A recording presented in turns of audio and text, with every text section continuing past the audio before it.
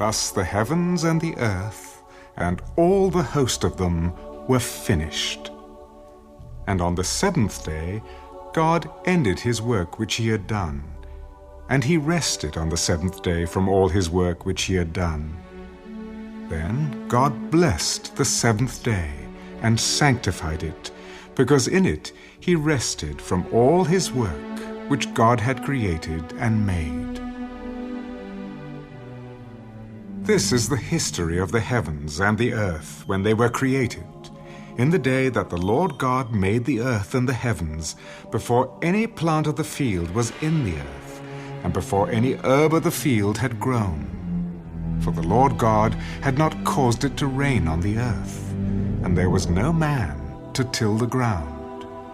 But a mist went up from the earth and watered the whole face of the ground.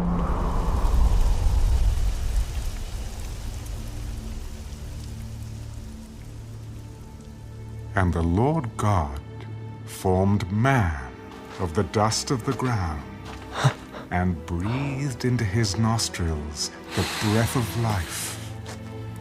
And man became a living being.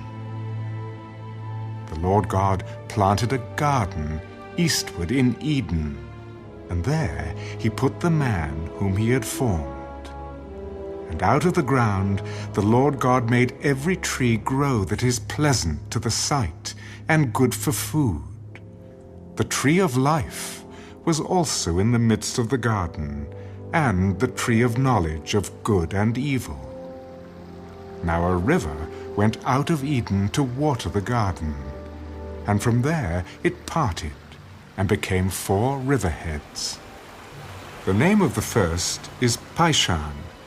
It is the one which skirts the whole land of Havilah, where there is gold. And the gold of that land is good. Bdellium and the onyx stone are there. The name of the second river is Gihon. It is the one which goes around the whole land of Cush. The name of the third river is Hiddekel. It is the one which goes toward the east of Assyria. The fourth river is the Euphrates. Then the Lord God took the man and put him in the Garden of Eden to tend and keep it. And the Lord God commanded the man, "Of every tree of the garden you may freely eat, but of the tree of the knowledge of good and evil you shall not eat, for in the day that you eat of it you shall surely die. It is not good that man should be alone. I will make him a helper, comparable to him." Out of the ground the Lord God formed every beast of the field and every bird of the air, and brought them to Adam to see what he would call them. And whatever Adam called each living creature, that was its name. So Adam gave names to all cattle, to the birds of the air, and to every beast of the field. But for Adam there was not found a helper comparable to him. And the Lord God caused a deep sleep to fall on Adam, and he slept. And he took one of his ribs and closed up the flesh in its place. Then the rib which the Lord God had taken from the man he made into a woman, and he brought her to the man.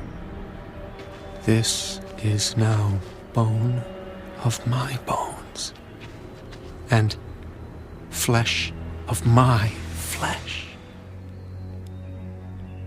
She shall be called woman, because she was taken out of man.